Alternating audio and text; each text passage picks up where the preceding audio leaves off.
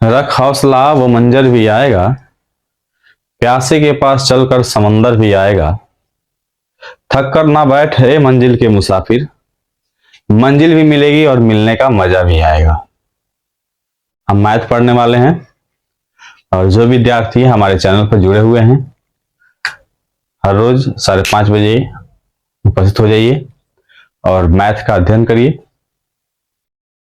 आप क्या करते हैं कि वीडियो को हर रोज नहीं देखते हैं, वीडियो जो है आप बढ़िया से नहीं देख पाते हैं। मैं आपसे कहता हूं कि आप फेयर भी करिए, रफ भी करिए। इससे ये होगा कि आपका अभ्यास बढ़ेगा। कल का काम कल पे मन डालिए। जो इंसान आज का काम आज करेगा वो अपने लक्ष्य पे राज करेगा। इसलिए मैं आपसे कहता हूं कि आज का काम आज ही कर डालिए। आइए हम शुरू करते हैं त्रिभुज के बारे में। त्रिभुज होता क्या है इसके बारे में हम अध्ययन करने वाले हैं।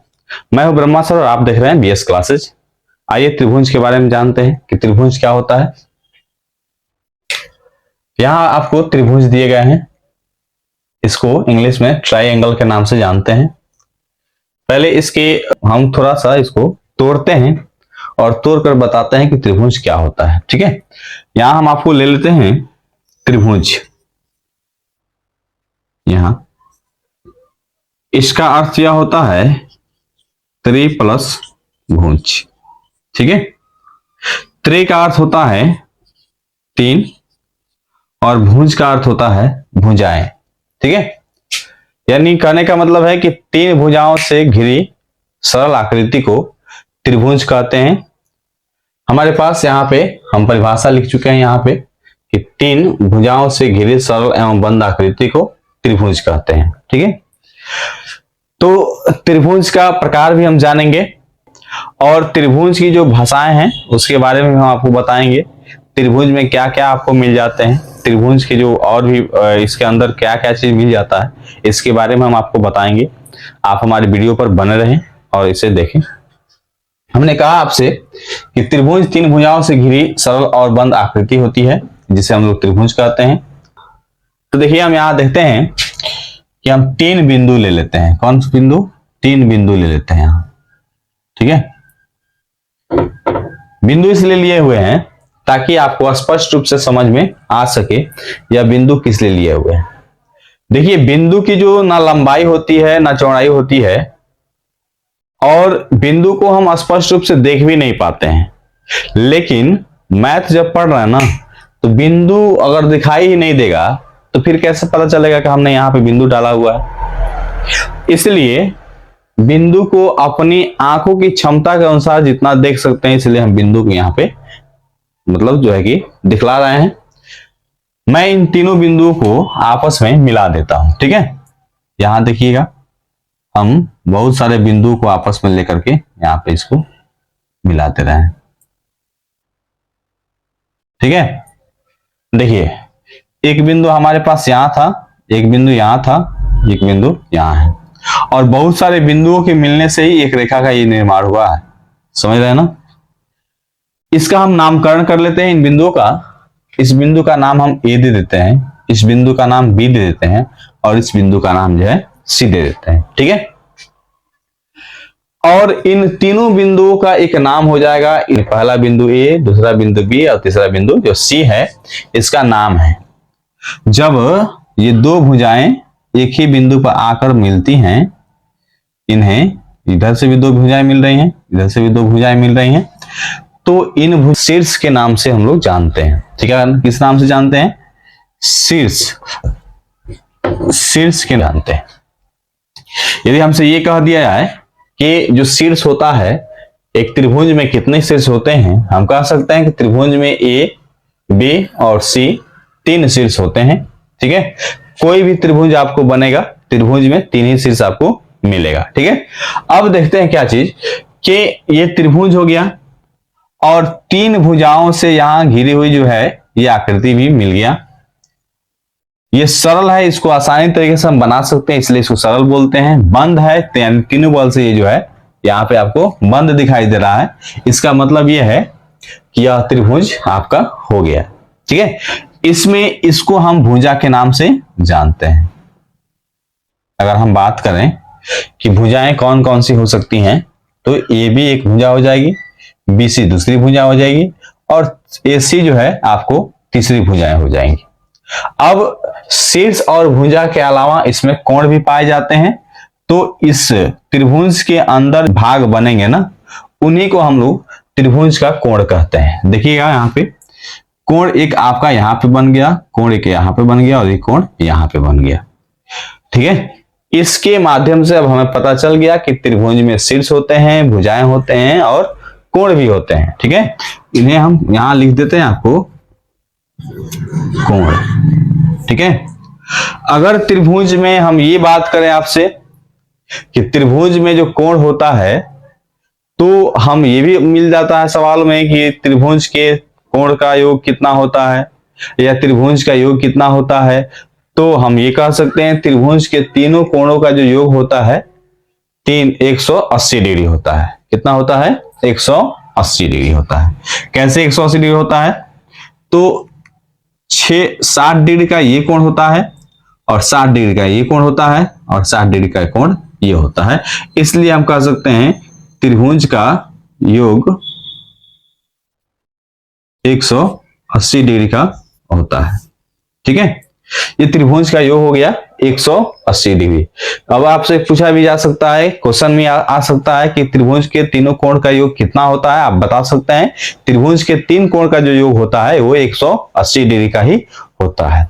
अब बात करते हैं हम लोग कि त्रिभुज के जो प्रकार होते हैं वो त्रिभुज के कौन से प्रकार होते हैं, उसके बारे में हम लोग चर्चा करते हैं।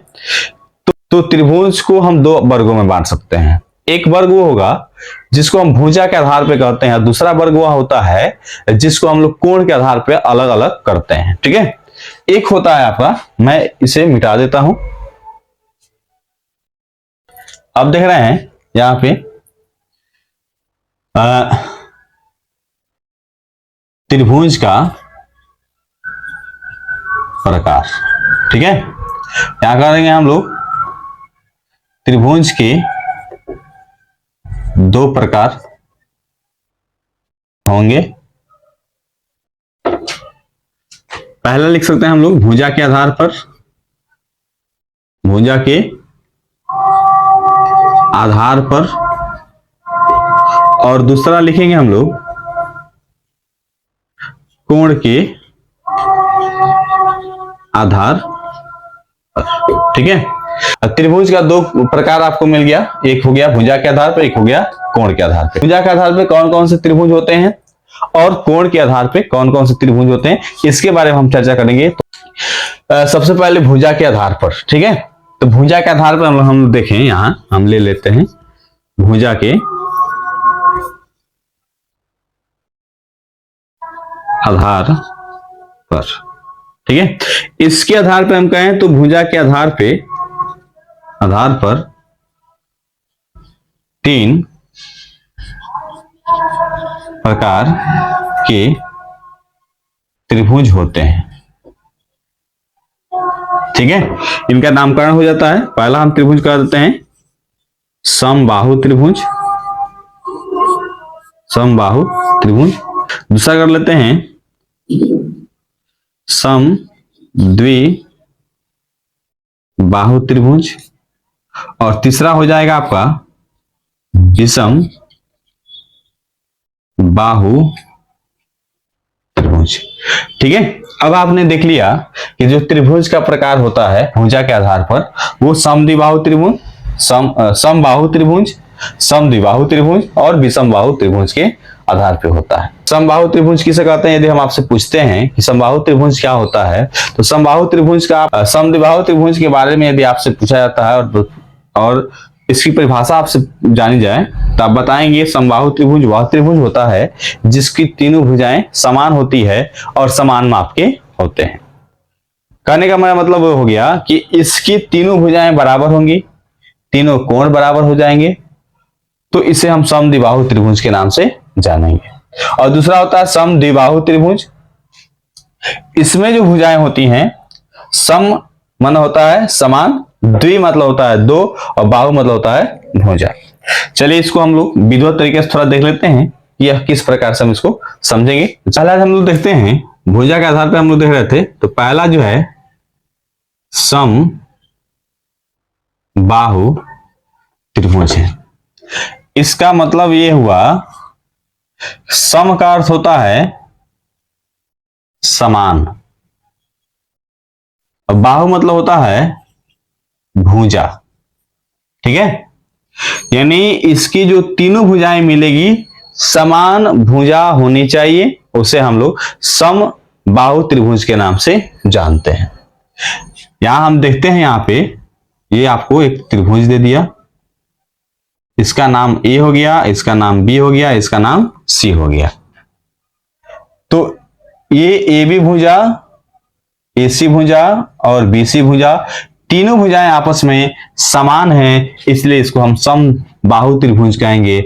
अगर एक त्रिभुज में तीनों भुजाएं समान हो तो उसके तीनों कोण भी आपको समान ही मिलते हैं। ठीक है ना। यदि मान लें इस त्रिभुज का ये भुजा 2 सेंटीमीटर का है, तो ये वाला भुजा भी 2 ही सेंटीमीटर का होगा और ये वाला भुजा ही 2 ही सेंटीमीटर का होगा। इसको हम लोग सम बाहु त्रिभुज कहेंगे। अगर हम बात करें यहाँ पे भुजा लिखने के बारे में, तो ए बी बराबर होगा बी सी के, और बी सी बराबर होगा जो है वो होगा ए सी के। क्या है, तो भुजा है।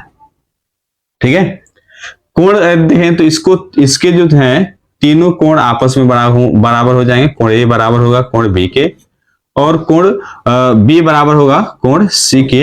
इसको हम एक तरह से मान लगेंगे कि यह शर्त भी हो गया। समझ में आ रहा है ना, ये शर्त भी हो गया। और इन तीनों त्रिभुज का भी जो मान होगा, जो कोण का योग होगा, वह भी आपका 180 डिग्री का होगा। ठीक है, वो भी क्या होगा, 180 डिग्री का होगा। चलिए दूसरा त्रिभुज देखते हैं हम लोग भुजा के आधार पे। दूसरा भुजा था सम द्विबाहु, सम द्विबाहु त्रिभुज। ठीक है, सम का मतलब आप जानते हैं समान, द्वि मतलब होता है 2, और बाहु मतलब आप जानते हैं भुजा। ठीक है, इनका आपस में जो है कनेक्शन है। समान 2 भुजा माने जिस ऐसा त्रिभुज जिसकी 2 ही भुजाएं समान होनी चाहिए, वह जो है आपका सम द्विबाहु त्रिभुज होगा। तो इसमें हम लोग देखते हैं, यहां हमने एक त्रिभुज बनाया, और इस त्रिभुज में हम लोग देख रहे हैं भुज ए बी और सी ले लेते हैं। तो इसमें हम ए बी को ले लेते हैं 5 सेंटीमीटर, और इधर ए सी को ले लेते हैं 5 सेंटीमीटर, और ये जो है हमारा हो जाता है 6 सेंटीमीटर। आपको स्पष्ट रूप से दिख रहा है कि यहाँ ए बी भुजा और ए सी भुजा आपस में 2 ही भुजा बराबर दिख रहे हैं, और बी सी जो भुजा है बराबर नहीं दिख रहा है। इसलिए हम इसको ऐसे लिख सकते हैं कि भुजा ए बी बराबर है ए सी के, और बराबर नहीं है इसके, तो बी सी के। 2 भुजाएं बराबर हो गई, तो इसकी जो है यहाँ पे तीसरी भुजा जो है इन दोनों भुजाओं से अलग हो गया। ठीक है, तो इसी को हम लोग सम द्विबाहु त्रिभुज के नाम से जानते हैं।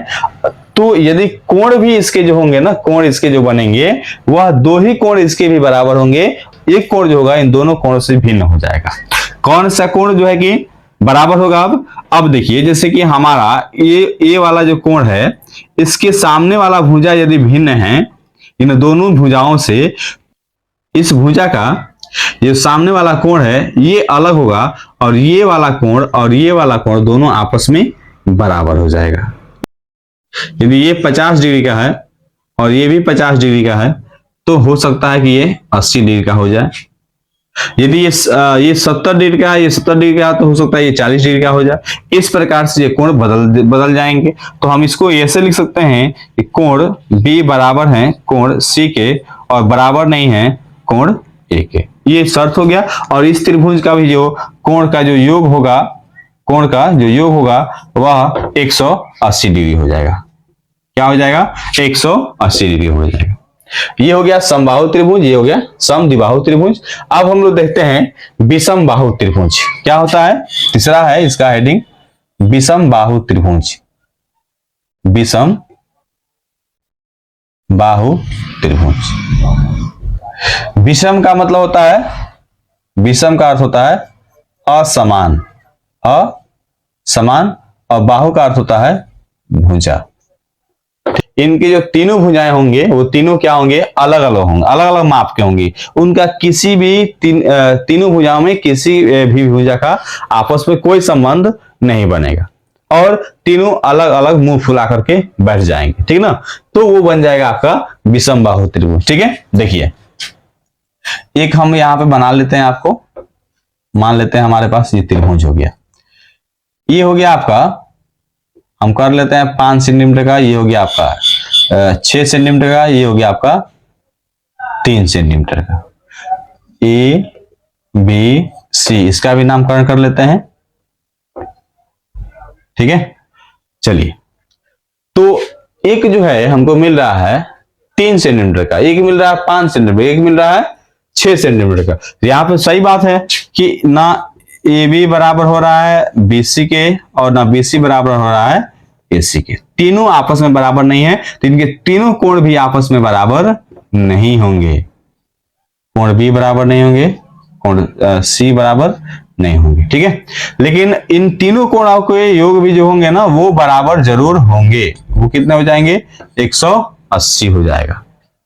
तो चलिए हमने देखा भुजा के आधार पर त्रिभुज के जो प्रकार होता है वह होता है समबाहु त्रिभुज, समद्विबाहु त्रिभुज और विषम बाहु त्रिभुज। इन तीनों भुजाओं के बारे में हमने अच्छी तरह से जान लिया है।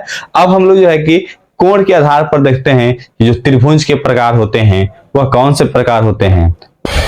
चलिए देख लेते हैं हम लोग कोण के आधार पर त्रिभुज के प्रकार। 2 नंबर था कोण के आधार पर त्रिभुज के प्रकार। यहां हम कह सकते हैं कि कोण के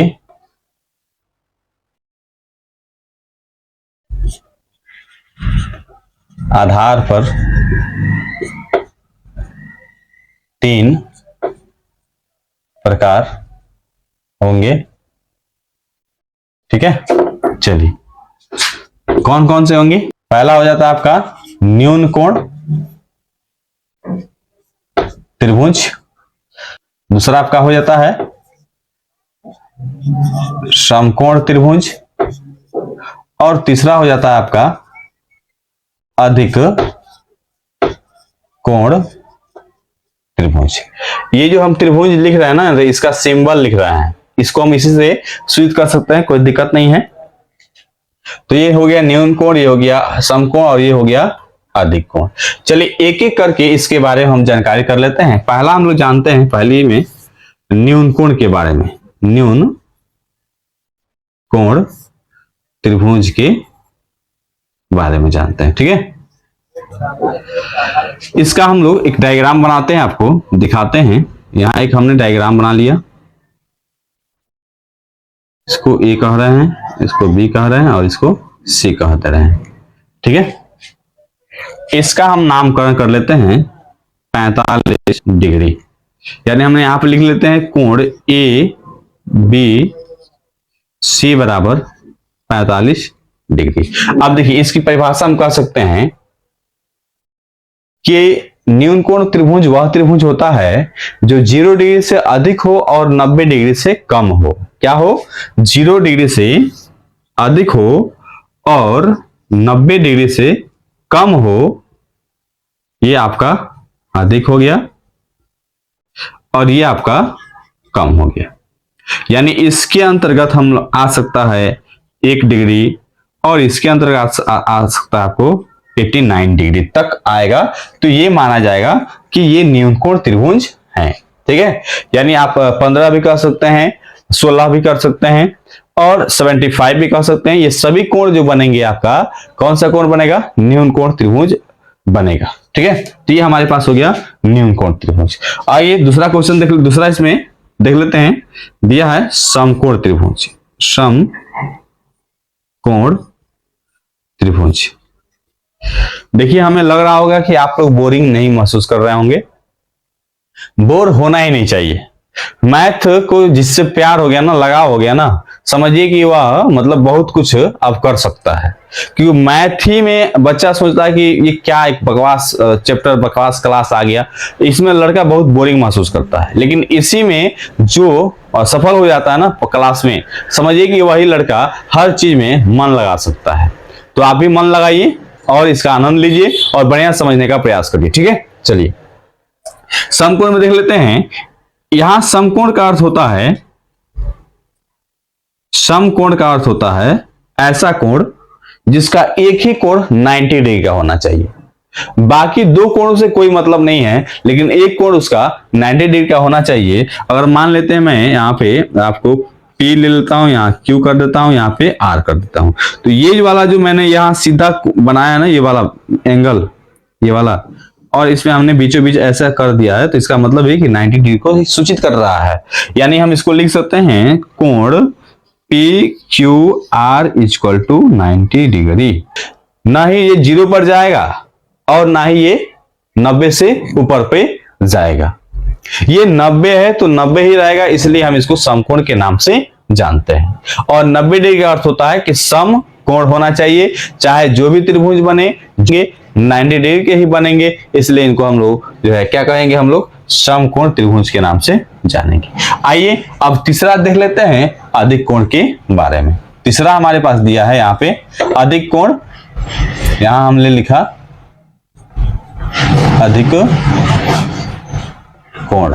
ठीक है, अधिक कोण की हम बात करें, यहां आपको कोई दिक्कत नहीं है, थोड़ा तिरछा हो जा रहा है। चलिए इसका हम नाम लेते हैं x, इसको y और इसको जोड़, इसको हम कर लेते हैं कितना, 105 डिग्री कर ले। 105 डिग्री का अर्थ हो गया कि x, y और z का जो कोण बन रहा है ना, वो 105 डिग्री का बन रहा है। कोण x, y और z का जो मान बन रहा है वो आपका 105 डिग्री का ही हो रहा है। क्यों हो रहा है, तो इसकी परिभाषा हम जान लेते हैं। इसकी परिभाषा हो जाएगी कि यह 90 डिग्री से अधिक होना चाहिए और 180 डिग्री से कम होना चाहिए। जैसे हमने यहाँ पे बताया न्यून कोण के बारे में, अधिक कोण में आपको 90 से अधिक होना चाहिए, 90 से अधिक होना चाहिए, लेकिन 180 से कम होना चाहिए। तब जाकर के इसके अंदर आप 105 लिख सकते हैं, 120 लिख सकते हैं, 175 लिख सकते हैं, है ना, 179 भी लिख सकते हैं। तब जाकर के आपका कहा जाएगा कि यह अधिक कोण त्रिभुज हुआ। 90 डिग्री से अधिक होना चाहिए, बस ये ध्यान रखना है। अधिक कोण का मतलब होना चाहिए कि यह जो है आपको 90 डिग्री से अधिक होना चाहिए और 180 से कम होना चाहिए। तो आपके क्या लिख सकते हैं, 120 हो जाएगा, यह अधिक कोण है। 115 हो जाएगा, यह भी अधिक कोण है। 117 हमने लिख दिया, यह भी अधिक कोण है। यहाँ हमने 97 लिख लिया, यह भी अधिक कोण है। और हमने यहाँ पे 88 लिख लिया। क्या यह अधिक कोण है? यह नहीं है। क्यों नहीं है? क्योंकि यह हमारा 90 डिग्री से क्या है, कम है। 90 से कम चला गया, अधिक कोण की श्रेणी से बाहर हो गया, तो इसलिए हम इसको मिटा देते हैं। हमें लग रहा होगा कि आप लोगों को बहुत ही अच्छी तरह से त्रिभुज के बारे में आप लोग समझ गए होंगे। आशा करते हैं कि आप लोग इस वीडियो को लाइक करेंगे, सब्सक्राइब करेंगे और वीडियो को आप जो है कि बहुत बढ़िया से आप शेयर भी करिए। ठीक है, आप सब हमारे वीडियो पर बने रहें और ऐसे ही चैनल को सब्सक्राइब करते रहें और बेल आइकन को प्रेस कर दें ताकि हमारा प्रत्येक वीडियो आप तक पहुंचता रहे। धन्यवाद। जय हिंद, जय बिहार।